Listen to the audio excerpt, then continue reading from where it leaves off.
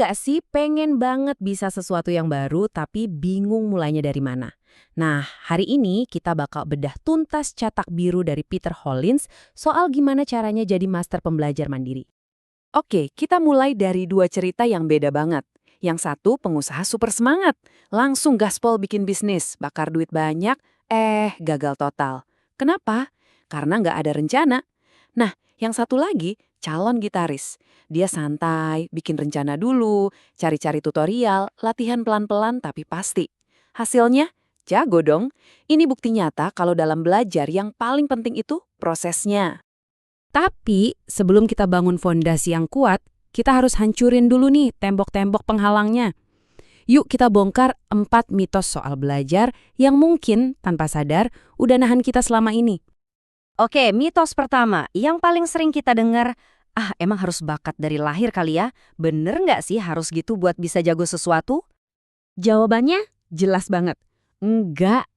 Percaya deh, mikir kalau harus punya bakat, itu justru jebakan terbesar yang bikin kita mandek. Kenyataannya, jauh lebih keren dari itu.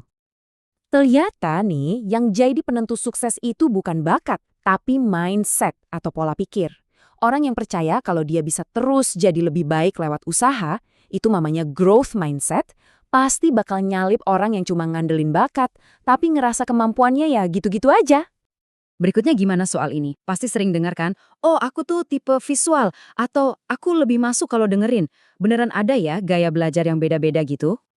Nah, ini dia. Walaupun populer banget, ternyata nggak ada bukti ilmiah kuat yang dukung teori ini. Kenapa? Ya karena otak kita itu jauh lebih canggih dan kompleks dari sekedar 3 kategori itu. Jadi intinya gini, yang penting itu bukan nyocokin sama gaya kita, tapi nyocokin sama materinya. Belajar berenang ya harus nyebur ke air, nggak bisa cuma baca buku doang kan?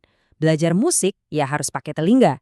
Intinya kita semua ini pakai berbagai macam kecerdasan buat belajar. Mitos nomor 3. Duh, nunggu mood dulu deh buat belajar. Pernah ngerasa gitu? Sering banget kan? Ini nih jebakan Batman-nya. Nunggu mood itu salah besar. Faktanya, motivasi itu bukan pemicu, tapi hasil. Motivasi itu muncul setelah kita mulai gerak, bukan sebelumnya. Terus, kalau bukan motivasi, apa dong yang bikin kita gerak? Jawabannya, rasa percaya diri. Percaya kalau kita bisa menyelesaikan tugas ini. Nah, rasa percaya diri ini dibangun pelan-pelan dari kemenangan-kemenangan kecil yang kita raih setiap hari.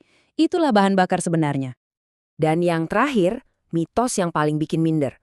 Aturan 10.000 jam. Katanya, butuh waktu selama itu buat jadi master. Untungnya, angka itu menyesatkan. Kenapa? Karena dia lupa satu hal yang jauh lebih penting daripada lamanya waktu. Yang penting itu bukan berapa lama, tapi seberapa berkualitas latihannya. Latihan yang fokus, terarah, dan sengaja menantang diri sendiri. Istilahnya deliberate practice, itu yang bikin kemajuan kita melesat. Intinya, kerja cerdas bukan cuma kerja keras. Oke, semua mitos udah kita hancurin. Sekarang saatnya kita bangun kerangkanya. Rencananya simpel banget kok, cuma ada 2 level. Nah, 2 langkah ini bener-bener ampuh. Pertama, ada rencana makro. Ini soal kenapanya. Apa sih tujuan besar kamu belajar ini?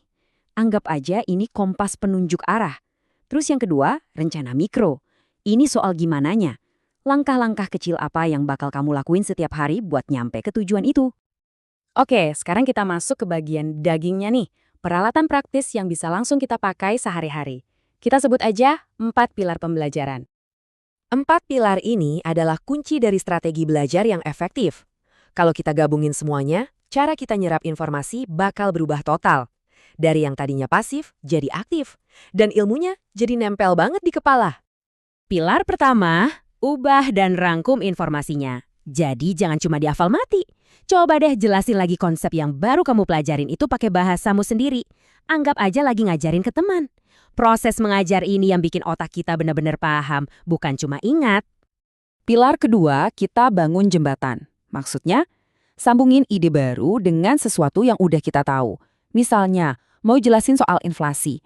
Mungkin bisa dianalogikan, jadi ini tuh kayak nilai uang jajan kita yang makin lama makin turun, padahal jumlahnya sama.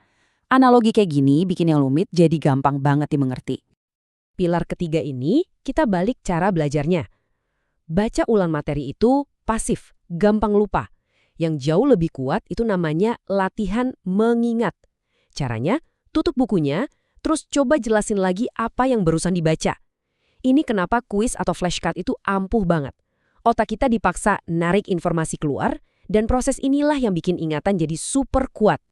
Dan pilar terakhir, ini pengingat penting. Otak kita itu otot, bukan mesin. Dia butuh istirahat. Makanya, kasih jeda antar sesi belajar, atau yang disebut spaced repetition, itu jauh lebih manjur daripada sistem kebut semalam. Justru pas kita istirahat itulah, otak kita kerja keras buat nyimpen informasi ke memori jangka panjang.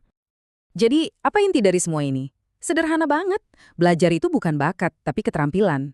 Dan sama seperti keterampilan lainnya, ini bisa dilatih. Dengan strategi dan alat yang pas, siapapun, termasuk kamu, bisa menguasai apa aja. Kuncinya ada di proses, bukan di bakat. Informasi ada di mana-mana, gampang banget diakses. Tapi pertanyaannya sekarang, apa rencanamu untuk benar-benar memahaminya? Nah, sekarang kamu udah punya cetak birunya nih. Jadi, keterampilan apa yang bakal kamu bangun pertama kali?